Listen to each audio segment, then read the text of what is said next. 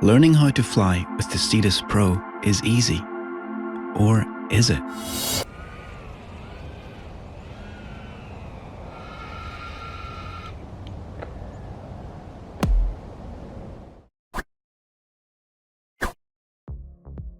For transparency, I want to tell you that this kit was sent to me at no charge for the purpose of making this review. I'll start with a quick look at what comes in this beginner's kit. You get a really nice hard carry case and everything you need fits inside. You get the drone, a transmitter, USB charger, 2 batteries, some spare props, a charging cable and an FPV headset. I was sent an additional 4 batteries for a total of 6, and I highly recommend buying extra batteries so your sessions won't be cut short. More on that later. I was also sent this 6-port battery charger, but on the second use it made a burning smell and no longer works. Luckily I still had the little battery charger, which is actually pretty cool because it doubles as a voltage tester and it charges 2 batteries at the same time. These are high voltage lithium cells, which means they charge to 4.35 volts instead of the usual 4.2. The battery life isn't great, but I'll talk about that when I get into the actual flights. The drone itself is really nice. It's got this smooth, durable plastic that's very forgiving in crashes. It has brushless motors, and they're actually the same motors I use on one of my RC planes, and they're great motors. There are sensors which help it with position and altitude hold, and there's an FPV camera and 25mW video transmitter built in. The gamepad style transmitter looks and feels good. The gimbals are surprisingly nice for a budget transmitter. They actually feel better than my DX6E. There are switches for changing flight modes and speed, and it charges by USB-C. And the third important piece of the kit is the FPV headset. After using an Oculus Quest for the past year, this headset feels amazingly lightweight and small. This is way more comfortable than an Oculus. It doesn't have a recorder or any way to get a video feed into an external recorder, so my flight footage in this review is going to be recorded just by pointing my camera into the headset. Inside there's a single widescreen display and a pretty good picture quality for something at this price. And that's all you need. The only thing to do now is learn to fly it. Now I've flown a few toy quadcopters in the past, and I've had a few DJI camera drones, but this is my first time flying a micro racing drone. However, I do have a bit of an advantage over a complete beginner because I've been flying RC planes and helicopters since I was in my teens. But this is quite a different experience. So let's see how it went. My first flights were flown line of sight because I wanted to get a feel for how the quad handles, plus I can't wear the headset and record what the camera sees at the same time. The first flights were really easy thanks to the self-leveling stabilization, and pretty quickly I was getting the hang of it. Everyone says when you first start out you're guaranteed to crash a lot.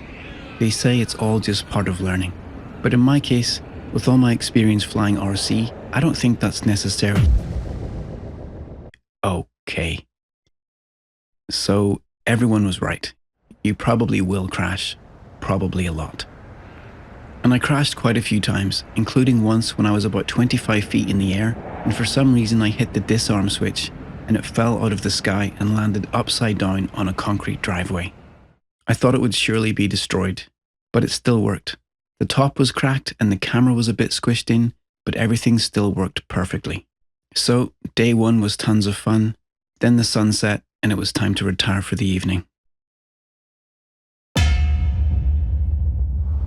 On day 2, the weather just wasn't my friend, so I decided to practice a bit of indoor flying, which is almost just as fun, but your family might not quite see it the same way.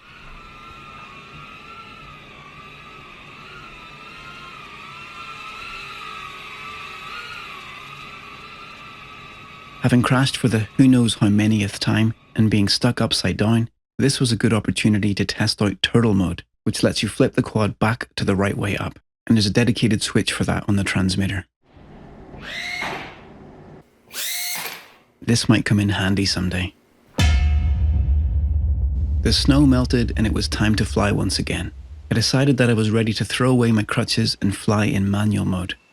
This is a mode that offers no self-leveling, no stabilization at all. If you lean one direction and let go of the sticks, you'll keep going that direction. It won't return to level. So I'm about 1 minute into flying in manual mode for the first time in my life, and given that at this stage I can barely control it, I decided this was the perfect time to attempt to do flips, because I'm impatient. Of course, the first flip went exactly as you might expect. flawless. The second one, Wow. even better. Third one, Almost. I almost had it. At least I landed the right way up. And then, Oh, yeah. I flipped it. what a feeling. I actually did it. If I die tonight in my sleep from myocarditis, at least people will remember me as having achieved something in my life. Days 4 and 5 were the absolute best. I was so much more confident by this point, and I was zooming around doing flips with the headset on, and I'd even progressed to the fastest speed. I was really getting addicted. And that's when I started wishing for more. And by more, what I mean is flight time. BetaFPV say the flight time on these batteries should last about 4 to 5 minutes, but I struggle to get over 2 minutes. I get the low voltage warning at about 1.5 minutes, and by 2 minutes the quad begins to auto land, which is a great feature by the way.